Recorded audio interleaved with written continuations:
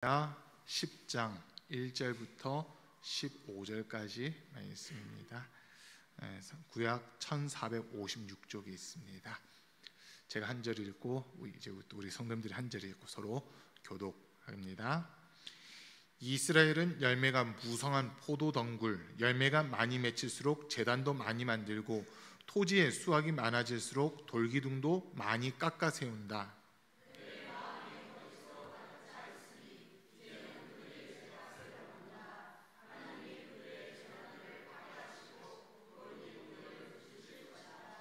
우리가 주님 두려운 줄 모르고 살다가 임금도 못 모시게 되었지만 이제 임금이 있은들 무엇에다가 쓰랴 하며 한탄할 날이 올 것이다.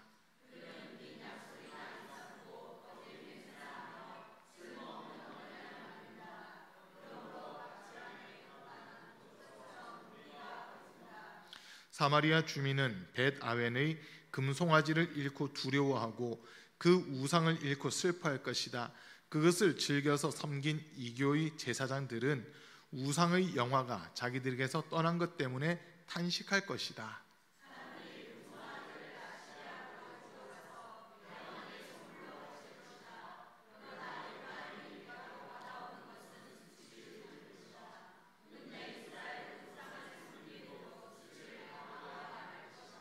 사마리아는 멸망하게 되었다. 왕은 물 위로 떠내려가는 나무 토막과 같다.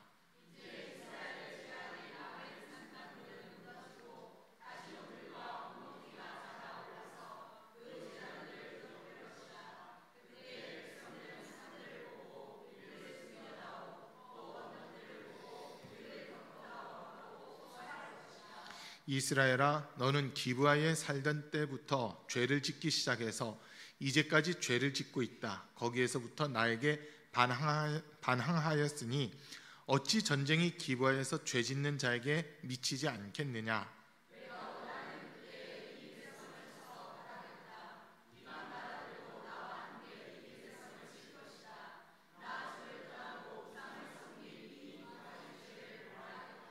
한때 에브라임은 길이 잘든 암소와 같아서 곡식을 밟아서 잘도 떨었다. 그러나 이제 나는 그 아름다운 목에 멍에를 씌워 에브라임은 수레를 끌게 하고 유다는 밭을 갈게 하고 야곱은 썰매질을 하게 하겠다. 내가 일렀다.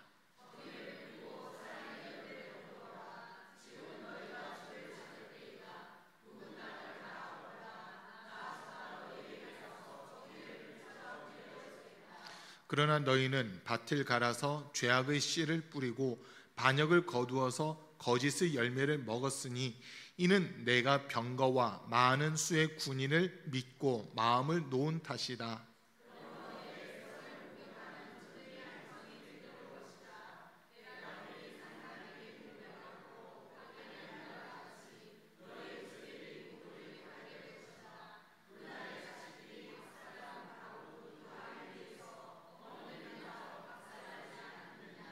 베델아, 내가 그것과 똑같이 너희들에게 하겠다. 너희가 지은 심히 무서운 죄악 때문에 그렇다. 이스라엘 왕은 전쟁이 시작되는 새벽녘에 틀림없이 잡혀 죽을 것이다. 아멘.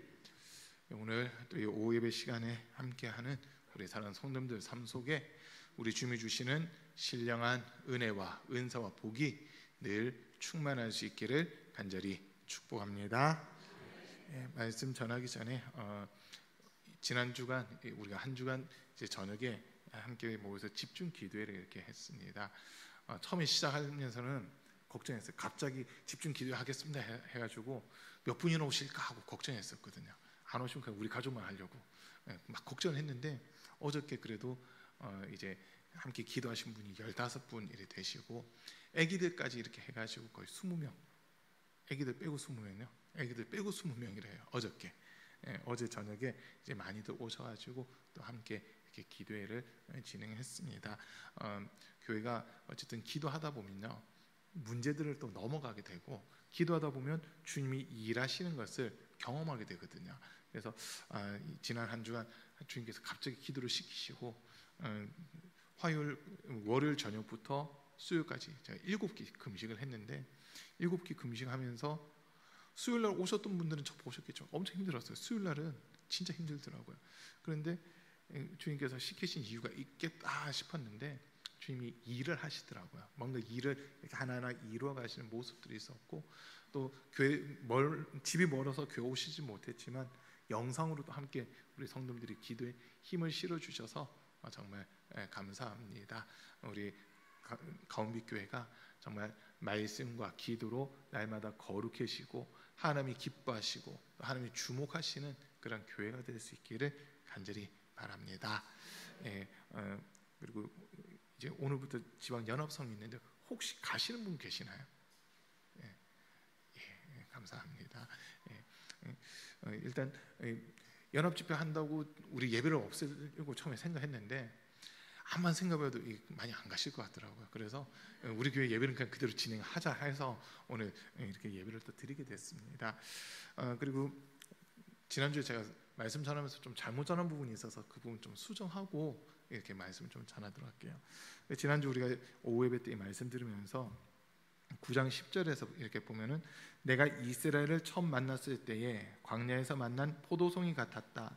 내가 너희 조상을 처음 보았을 때에 제철을 막 익은 무화과의 첫 열매를 보는 듯 하였다. 그러나 바알부올에 이르자 그들은 거기에서 그 부끄러운 우상에게 몸을 바치고 우상을 좋아하다가 우상처럼 추악해지고 말았다라고 이 말씀에서 바알부올에 대한 설명을 지난주 제가 잘못했어요. 그래서 그건 제가 좀 수정을 하고 다시 이렇게 설교를 오늘 말씀을 보려고 하는데요. 이 바알부올 사건은 이제 이스라엘 백성들이 아람 왕국을 이렇게 지나가면서 발락이라고 하는 왕이 발람이라는 선지자를 통해서 이스라엘을 저주해달라고 이렇게 요청을 하는 사건들이 있었거든요. 그때 이제 발람은 처음에는 하나님의 사자가 가지 못하게끔 막았잖아요.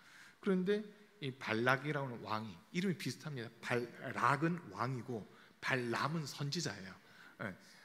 막 저도 하다 보면 막 헷갈리거든요.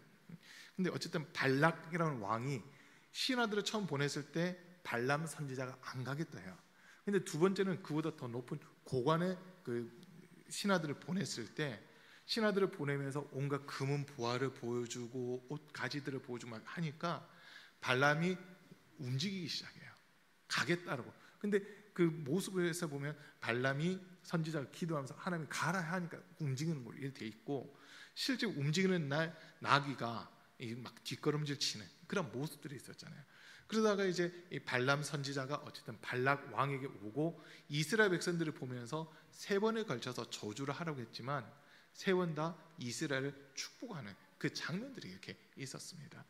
그리고 나서 바로 이어지는 사건이 이 바알부올 사건인데, 이름에 일단 바알이란 말이 들어가 있잖아요. 바알, 그러니까 바알을 위한 장소라는 거예요.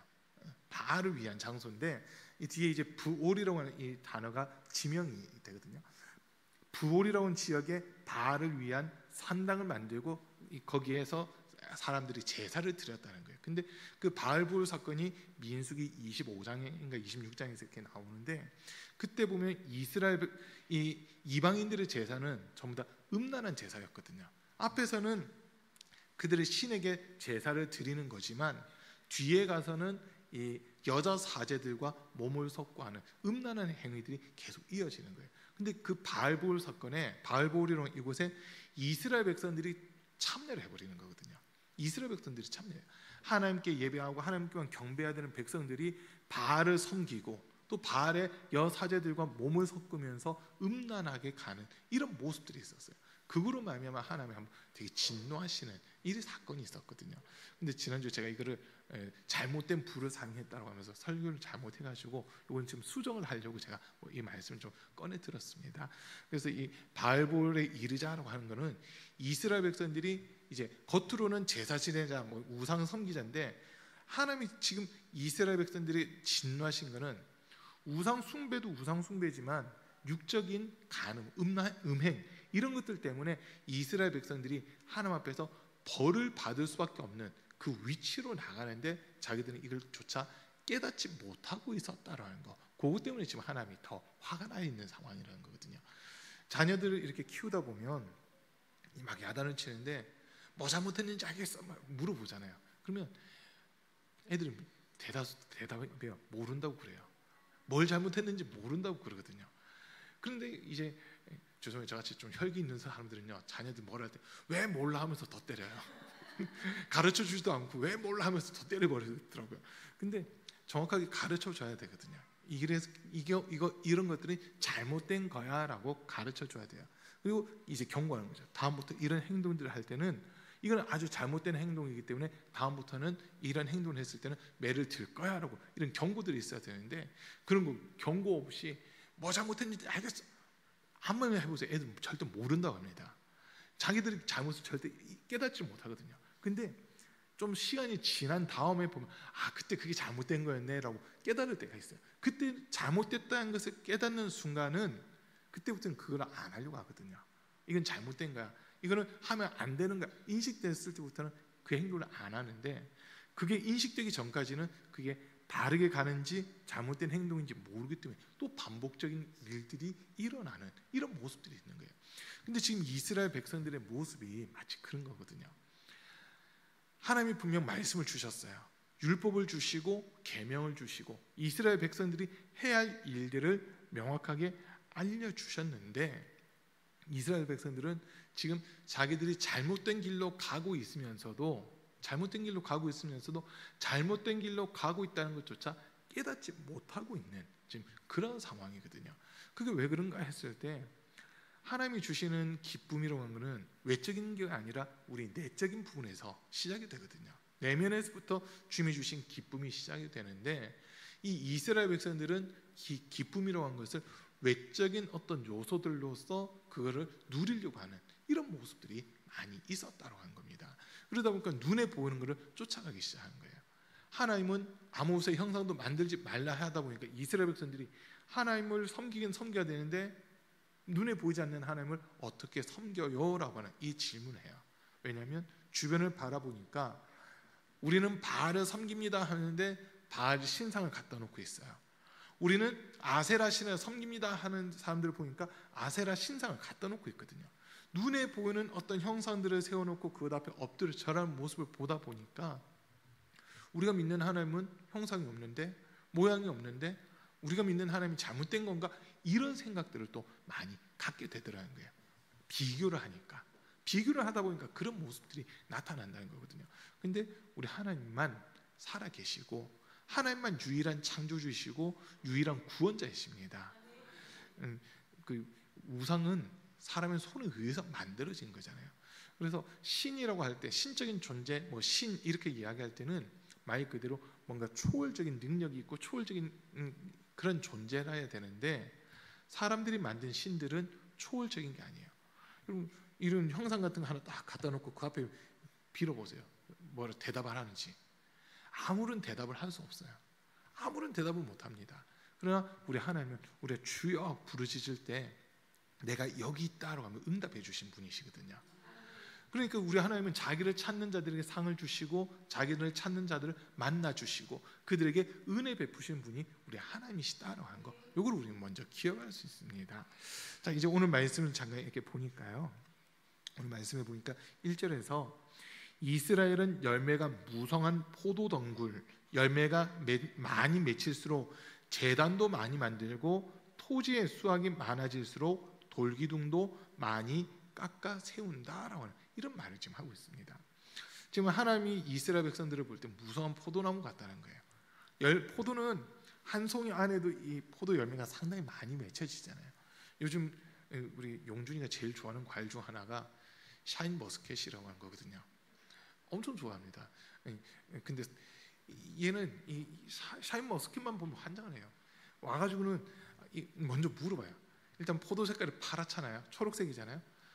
청포도인지 샤인 머스켓인지 그걸 먼저 물어보더라고요. 샤인 머스켓이라고 하면은 한 절반은 자기 거예요. 절반은 자기 거. 그런데 그러면서 이제 묻는 게 또 한 가지 있어요. 씨 있어요, 없어요? 씨가 없다고 하면 그냥 막 뜯어 먹고요. 씨가 있다고 하면 일단 딱 안 먹어요. 용준이가 좀 그런 자세가 있거든요.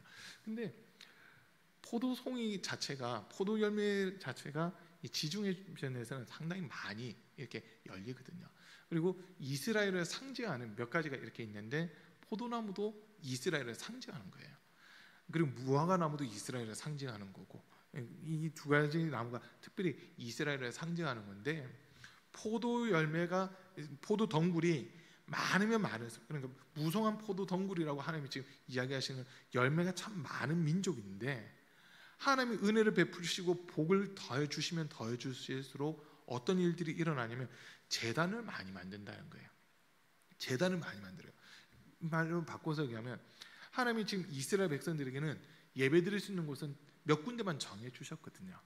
제일 중요한 것은 예루살렘 성전이고, 성전 이외에도 이제 각 지파별로 한 군데 내지 두 군데 정도씩, 한 두세 군데 정도씩 그 성읍들과 마련해서, 여기서 성전까지 못 오는 경우는 여기에서 하나님 앞에 제사를 드려라라고 하면서 회당이라고 하는 것을 만들기도 하고, 어쨌든 사람들이 모일 수 있는 그 장소들을 한 몇 군데를 지목해 주세요.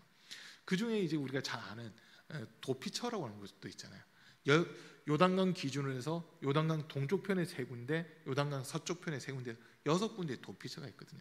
거기도 사실은 하나님 앞에 제사를 드릴 수 있는 그런 장소들로 하나님 구별을 하신 겁니다. 부지 중에 죄를 지은 사람이 이 도피처로 온 곳에 와서 제단의 뿔을 잡으면 그 사람에게 대해서는 죄를 묻지 않는다는 거예요. 그런데 의도적으로 사람 죽인 거는 제단의 뿔을 잡았다 하더라도 그 사람 끄집어내서 죽여야 되고, 죽일 의도도 없고 계획도 없었는데 부지 중에 사람을 죽였다, 이런 사람은 억울하게 죽어서는 안 되니까 그 제단의 뿔을 잡으면, 도피처에 피해서 제단의 뿔을 잡으면 살 수 있게 하는데, 그 도피처들마다 제사장들이 있고 레위 지파 사람들이 있고 하는 이런 부분들이 있었거든요. 그러니까 하나님이 제사를 드릴 수 있는 몇몇 곳들을 이렇게 허락해 주시고 그렇게 장소를 정해 주셨는데, 거기서만 제사를 드려야 되는데 그게 아닌 지금 제단들이 많아진다는 거예요. 하나님이 은혜를 베풀어 주시고 복을 주셨는데 이스라엘 백성들은 하나님이 아닌 다른 신에게 가서 제사를 드리기 위해 제단을 쌓고 있는 지금 이런 모습이거든요. 성전이 세워지기 전, 또는 하나님이 예배할 처소들을 마련하기 전에는 아브라함 같은 경우 어디 지역들을 이동해 가다 보면 도착하면 그곳에서 제단을 쌓고 먼저 하나님께 영광 돌리는 이런 모습들이 있었잖아요. 그러니까 어디 거주하기 위해서 도착했다, 그럼 그 지역에 오면 제일 먼저 하는 게 제단 쌓고 하나님 인도해 주셔서 감사합니다, 여기서도 지켜주십시오, 이런 기도를 하면서 하나님께 제사를 드리는 거였거든요. 이거는 예배 처소가 있기 전에는 가는 곳마다 제단을 쌓는 게 맞아요. 그러나 이미 예배 처소를 하나님이 마련해 두셨고 제사할 수 있는 공간들을 마련해 두신 이후에는 더 이상 만들면 안 된다는 거거든요. 더 이상 생기면 안 되는데 이스라엘 백성들은 계속해서 제단을 만들고 기둥을 쌓고 있더라는 거예요. 이게 지금 우상 숭배와 직접적으로 연결되는 거거든요. 누구를 위한 제단이냐라고 했을 때 바알을 위한 제단, 아세라를 위한 제단, 다곤을 위한 제단, 이방 신들을 위한 제단인 거예요. 그렇게 하는 이유가 뭐냐라고 했을 때는 이미 이들이 학습이 되어버렸거든요. 학습이 되어버렸는데 우상 숭배로 하면 할수록 육체의 쾌락이 있다는 거예요. 아까 서두에 말씀드린 대로 여자 사제들과 서서 뒤로 가서는 몸을 섞는 그런 일들이 있다 보니까 육체의 쾌락이 뒤따르고 있었거든요.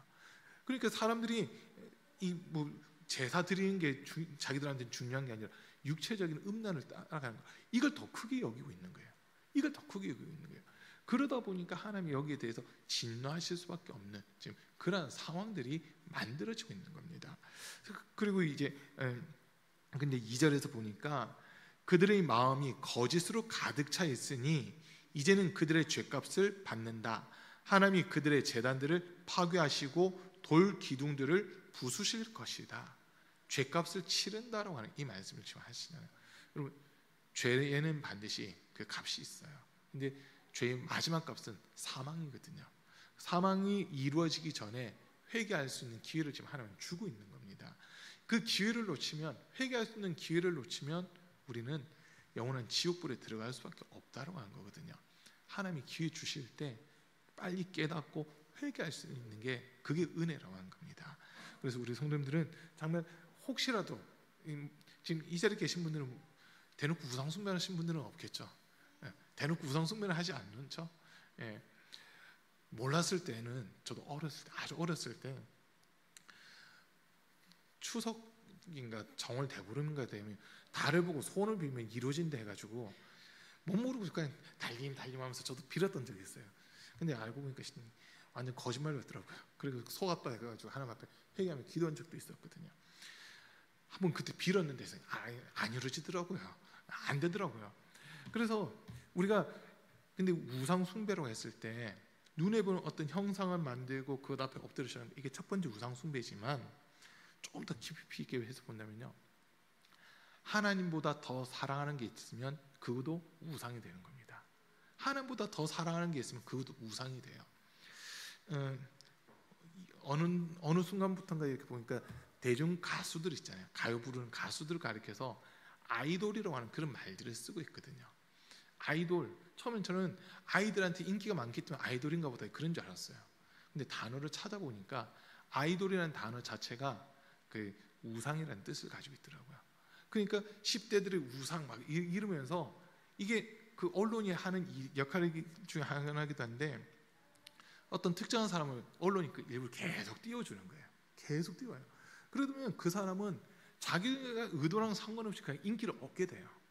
계속 그 사람에 대한 방송을 해주고 노래를 틀어주고 하면 그 사람은 그냥 인기를 얻게 되는 거거든요. 예전에 우리나라에서 뭐 유튜브로 해가지고 제일 많은 사람들이 본 게 옛날 뭐 스타인가 하는 가수가 엄청나게 그 사람들이 봤다고 그러잖아요. 그건 또 전부 다 뒤에서 언론들이 계속 그 이야기를 하는 거거든요. 만약 뉴스에서 그런 거 보도 안 해보세요. 그러면 그런가 보다 하고 넘어가는데 뉴스에서 계속 보도를 해주는 거예요. 싸이가 이번 주까지 해서 전체 뭐 얼마가 봤다, 뭐 이번 주에 되니까 얼마가 봤다, 이걸 계속 보도를 해버리니까 그 기록 세우는데 나도 함께 해야지 이러면서 보는 사람들도 있었던 거거든요. 나도 그 함께 하자면서 그렇게 보는 사람들도 있었어요.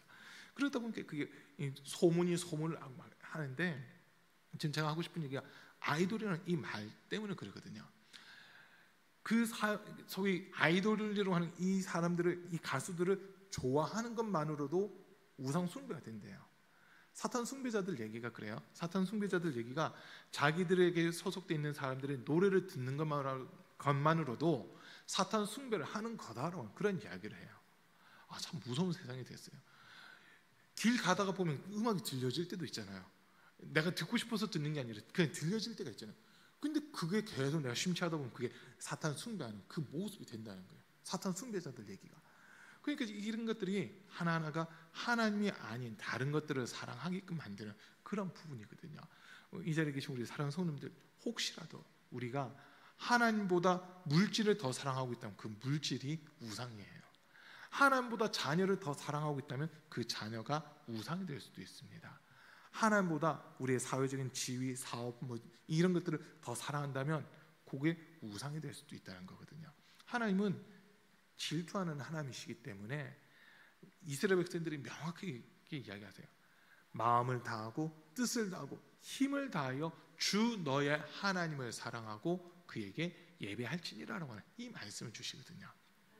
다른 것들은 우리가 사랑해야 되는 존재가 아니라 필요에 의해서 사용해야 되는 존재지 그것을 절대적으로 사랑하면 안 된다는 거예요. 특히 지금 뭐 돈에 대한 얘기도 나오는데 디모데후서를 이렇게 읽어보면요, 돈을 사랑함이 일만하게 뿌리가 된다라고 그렇게 돼 있고, 마지막 때가 되면 사람들이 자기를 사랑하고 돈을 사랑하고 부모를 거역하고 막 이런 이야기들이 나오잖아요.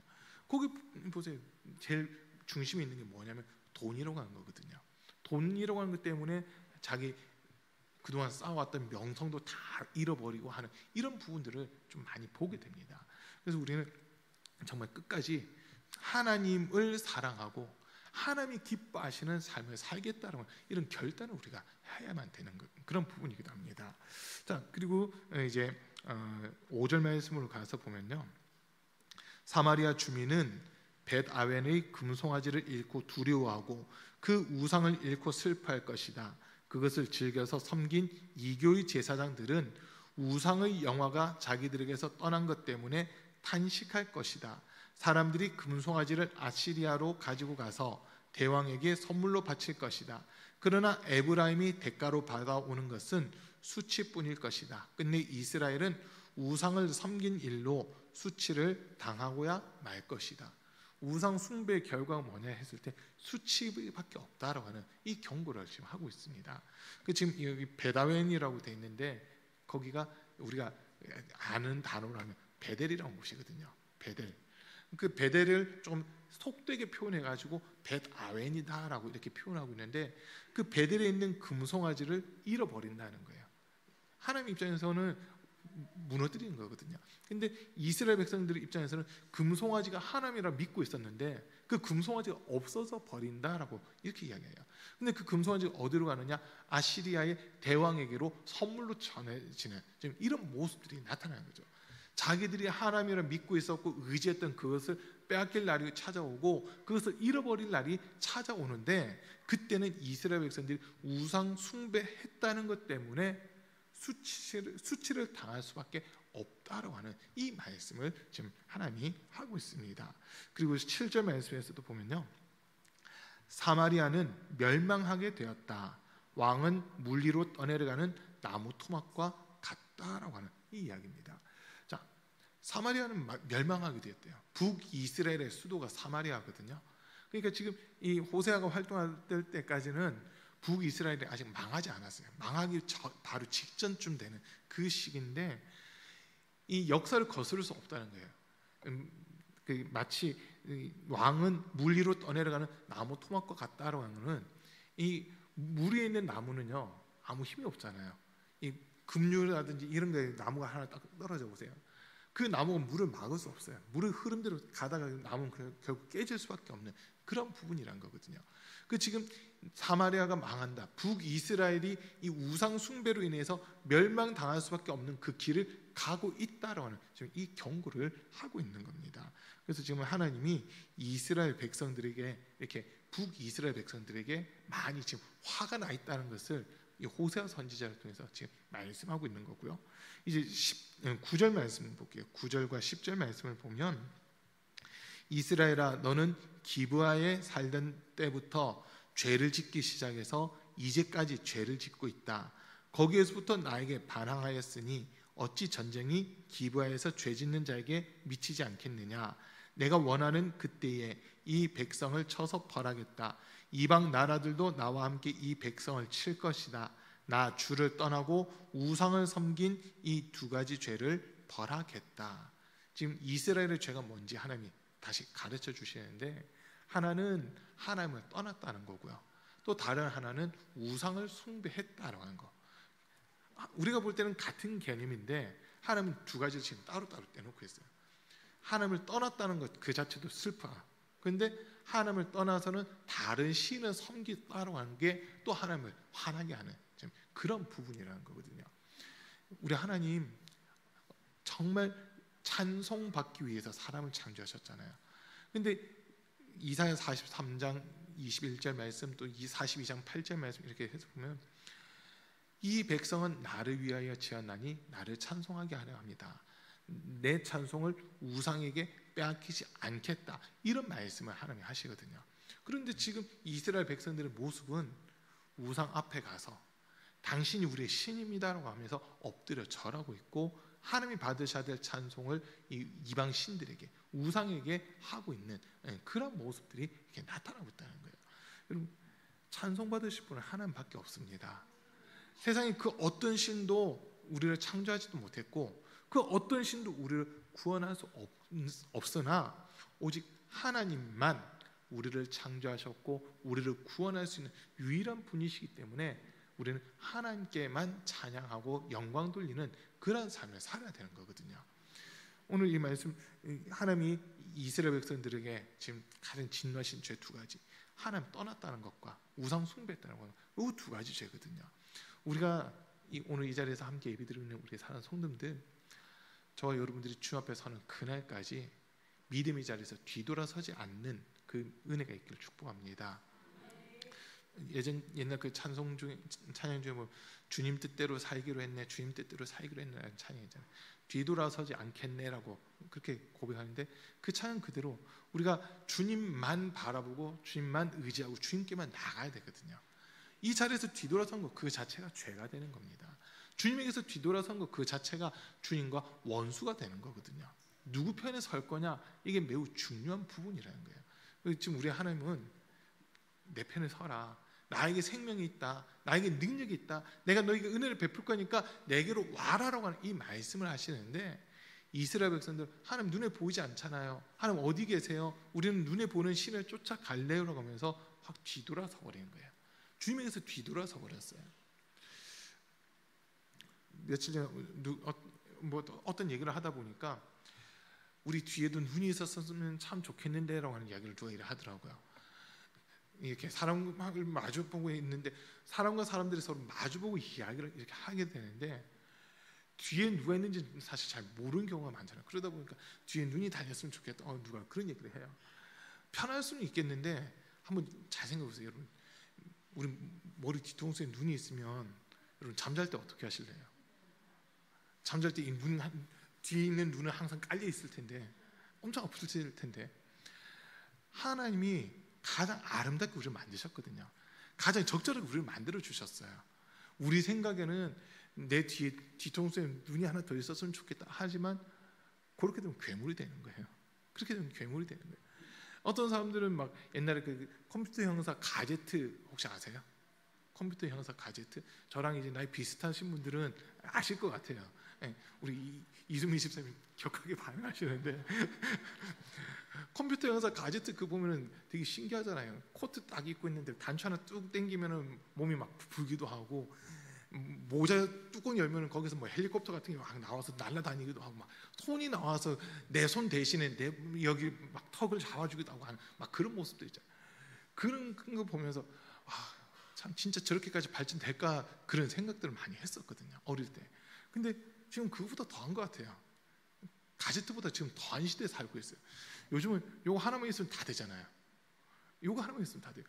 저 대학교 다닐 때만 해도 기차표 끊으려면 여행사를 가든지 역을 가야만 기차표를 끊을 수 있었거든요. 근데 이제는 역에 가면서 표를 끊어요. 막 앱에 들어가가지고 역에 이동하면서 제일 가까운 시간에 표 있나 없나 확인해가지고 표 있으면 눌러가지고 여기서 바로 결제하고, 그러니까 모든 게 다 이루어지거든요. 그리고 여기 이제 그 NFC 기능인가 그걸 넣으면 저 뒤에 도어락 같은 것도 이렇게 설정만 해놓으면 되면은 핸드폰 되면 문이 열리잖아요. 그리고 이제 뭐 카페라든지 식당 가서 보면 핸드폰 이렇게 갖다 대면 결제가 돼요. 핸드폰만 갖다 대면 결제돼요. 그러다 보니까 자동차는 없어져도 핸드폰은 없어지면 안 된다고 요즘 막 그런 시대 속에서 우리가 살아가고 있거든요. 만능에 모든 게 이 안에 다 갖춰져 있어요. 궁금한 게 있잖아요. 네이버 딱 바로 들어가시잖아요. 아무튼 이거 없으면은 사람들이 이제 엄청 불편한 그 시대가 됐는데, 하나님이 이제 보시는 거예요. 아무리 문명이 발전하고 문화가 발전한다 하더라도 사람의 기본 되는 거는 하나님을 찬양하고 주의를 높이는 거거든요. 이거는 변질이 돼서는 안 된다고 하는 겁니다. 시대가 바뀌었다고 복음은 바뀌어서는 안 돼요. 복음을 전하는 형식은 바뀔 수 있겠지만 복음 자체는 바뀌어서는 안 되는 거거든요. 이 말 맞는 거죠. 옷을 새로 입을 수는 있어요. 그러니까 시대에 맞게끔 옷도 보면 유행을 이렇게 탄다고 그러잖아요. 요즘 참 재밌대요. 요즘에 유행하는 옷이 2000년 그쯤에 유행했던 옷이 지금 유행한대요. 1990년대 말, 2000년대 초 그때 유행했던 스타일들이 요즘에 유행을 한다는 거예요. 그러면서 요즘 막 2000년대 초반에 20대의 모습 뭐 이러면서 사진들이 올라온 걸 봤거든요. 요즘 시대 사람과 딱 한 가지만 달라요. 패션 거의 비슷한 헤어스타일만 달라요. 그때는 뭐 레게 머리, 파마 머리 이런 것들이 되게 유행을 했던 그런 시대가 또 있었잖아요. 그러다 보니까 헤어스타일 빼고는 복장한 거는 지금이나 20-30년 전 비슷한 그 유행으로 가고, 입는 색깔도 그때랑 지금이랑 또 비슷하게 가는 그런 모습들도 있더라고요. 세상은 돌고 돌아요. 그런데 그러다 보니까 그 시대에 맞게끔 뭐 옷을 입는 그런 것들은 있어야 되겠죠. 그러나 중요한 것은 옷은 옷의 기능을 해야 되는 거거든요. 옷은 옷의 기능을 해야 돼요. 양복을 입어야 되는데 이게 수트복이 돼가지고 잠수와 부부들 입는 그런 옷이 이렇게만 되면 모양은 양복인데 만약 그렇게 됐다 해서 그건 뭔가 안 맞는 거잖아요. 그때 맞게끔 이렇게 형식은 바뀔 수 있겠지만 그 기능은 그대로 가야 된다는 거거든요. 똑같아요. 지금 이스라엘 백성들이 시대가 바뀌었기 때문에 주변에 있는 다른 나라들을 보니까 전부 다 신상 만들어 놓고 그 앞에 엎드려 절하는데 우리도 그렇게 합시다.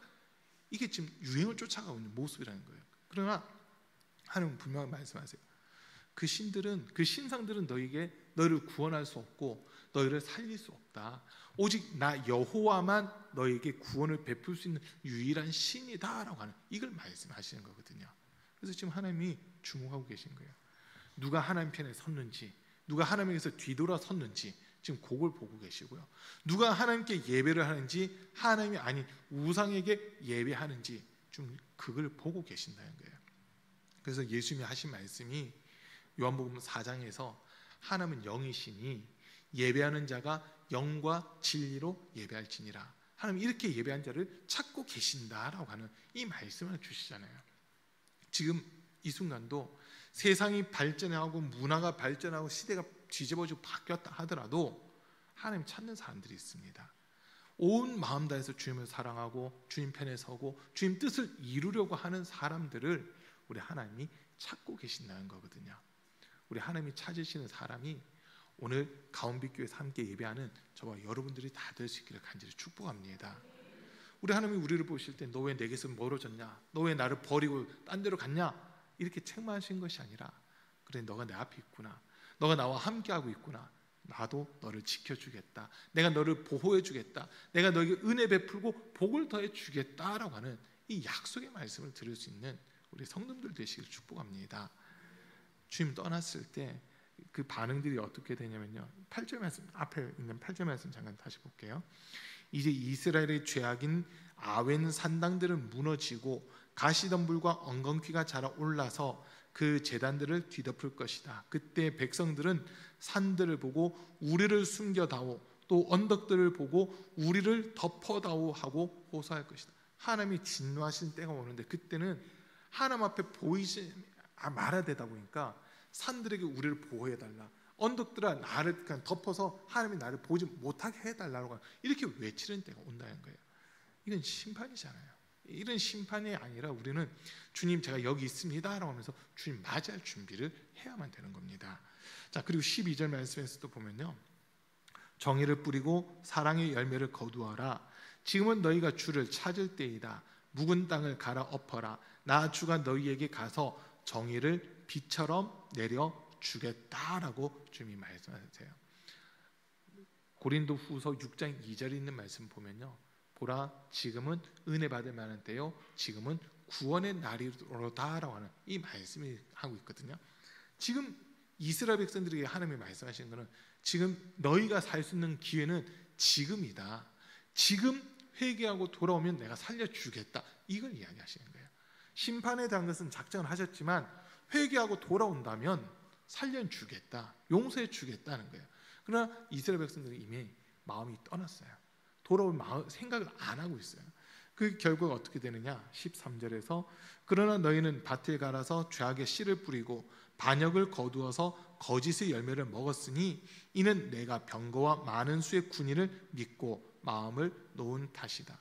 하나님을 믿고 하나님을 의지해야 되는데 눈에 보이는 군인 수를 의지하고 백성들의 수를 의지하다 보니까 하나님을 떠나버리더라라고 한 겁니다. 저와 여러분들이 이 땅에 살아가는 동안 뭔가 의지할 수는 있어요. 의지는 할 수 있겠지만 하나님보다 더 의지해서는 안 되거든요.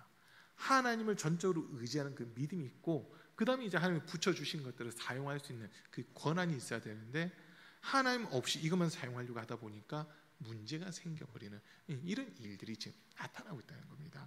그래서 지금 하나님이 이 백성들에게 다시 한번 마지막 지금 기회를 주시는 거예요. 사실 경고하신다는 것은 기회를 주신다는 거거든요. 하나님이 만약에 경고하지 않고 바로 심판을 진행시키셨다면, 만약 바로 심판을 진행시키셨다면 이스라엘은 그 전에 벌써 멸망했어야 돼요. 그 전에 벌써 멸망했어야 되지만 하나님이 오래 참고 기다리셨거든요. 돌아오기를 기다리고 계셨던 거예요. 지금도 마찬가지입니다. 주님 떠났던 백성이라 하더라도 다시 회개하고 주님께 돌아오면요, 우리 주님이 너희 죄를 내가 기억지 않겠다, 너희의 죄를 내가 묻지 않겠다라고 하면서 우리를 용납해 주시는 겁니다. 주님이 기회 주실 때 이때가 바로 은혜 받을 때고 이때가 구원의 때다라고 하는 거, 그거를 우리는 기억하면 되는 겁니다. 우리 성도님들의 삶이 정말 끝까지 주님 편에 서고 주님에게서 뒤돌아서지 않고 우상에게 경배하지 않는 정말 주님이 기뻐하시고 영광 받으실 수밖에 없는 그런 복된 삶이 되시기를 주님 이름으로 간절히 축복합니다. 우리 잠깐 기도합니다. 오늘 말씀 들은 걸 생각하시면서 주님, 나도 모르게 우상 숭배했던 모습들 용서해 주십시오. 다시 주님 앞에 바르게 서게 하시고 주님 기뻐하실 만한 삶이 되게 은혜 다하여 주옵소서. 성령으로 더 충만케 채워 주십시오. 이런 제목으로 우리 주여 3번 부르고 기도하겠습니다. 주여